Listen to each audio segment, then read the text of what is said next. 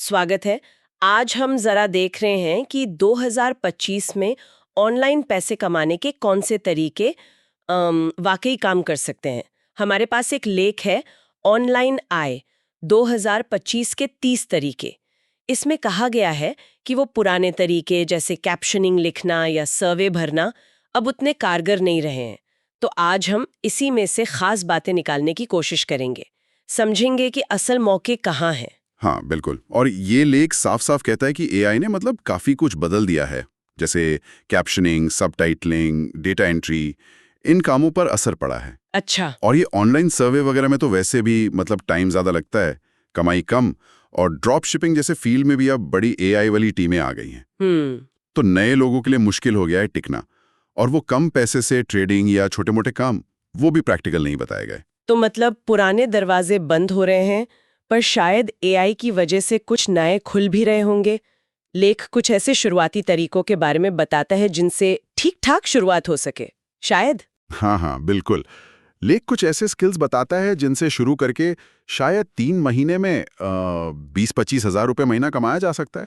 अच्छा, जैसे कि शॉर्ट फॉर्म वीडियो एडिटिंग, आजकल इसकी बहुत मांग है, आपको पता ही है, रील्स, शॉर्ट्स। हाँ, हर जगह। तो डाविंची रिजॉल्व या प्रीमियर प्रो जैसे सॉफ्टवेयर सीखकर और एक छोटा सा पोर्टफोलियो शायद कार्ड या नोशन पर बनाकर शुरुआत की जा सकती है। ओके।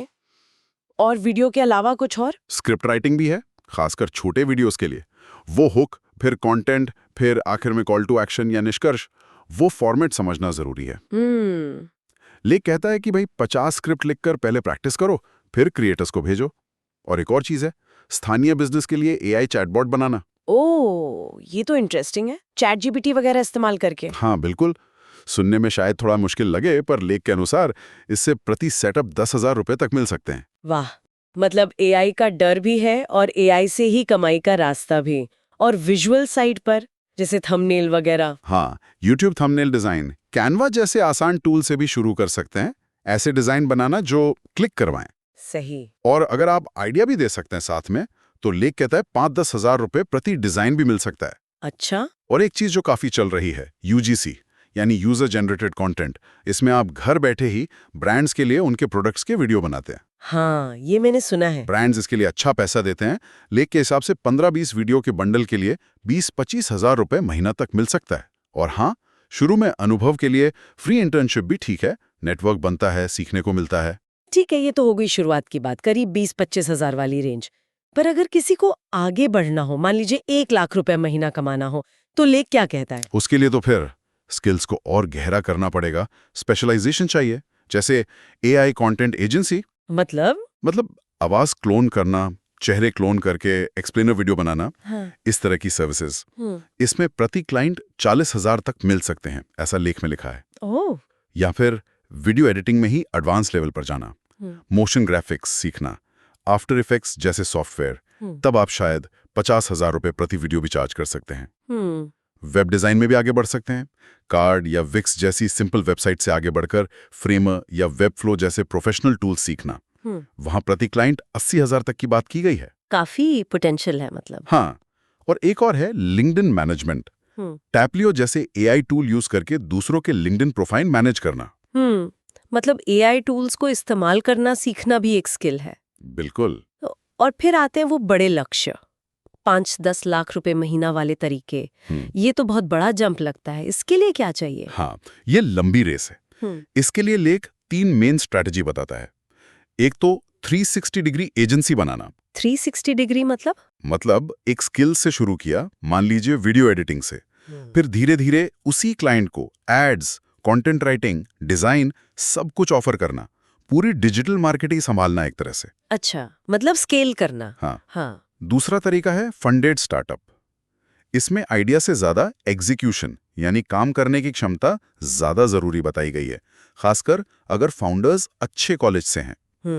और तीसरा है अपना पर्सनल ब्रांड बनाना।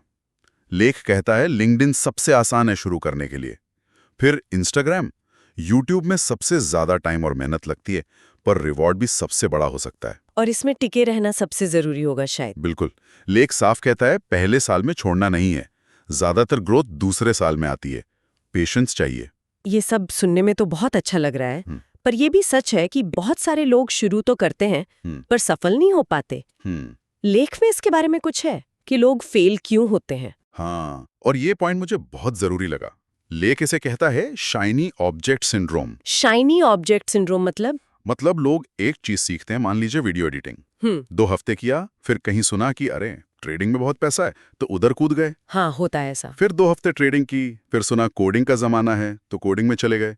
नतीजा ये होता है कि वो किसी एक चीज में माहिर नहीं बन पाते, हर चीज थोड़ी थोड़ी करते हैं। सही बात है, फोकस की कमी। बिल्कुल।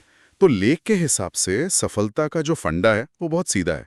एक स्किल पकड़ो, उस पर 3 से 6 महीने टिके रहो, चाहे बोरिंग ही क्यों ना लगे शुरू में। अपना पोर्टफोलियो बनाओ, क्लाइंट्स तक पहुंचो, और वो जो उबाऊ लगने वाला काम है ना, वो उसे लगातार करते रहो।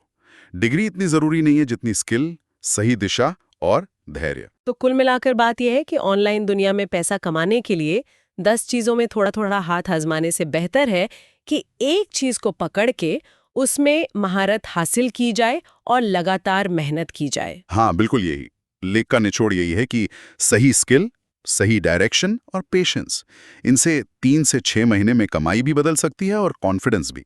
यहाँ एक सवाल मन में आता है सोचने के लिए कि ऑनलाइन सफलता के रास्ते पर असली चुनौती क्या है? किसी एक स्किल पर टिके रहने का अनुशासन, या फिर इस भीड़ में मार्केट में सही मौके को पहचानने की काबिलियत? सोचने वाली बात है।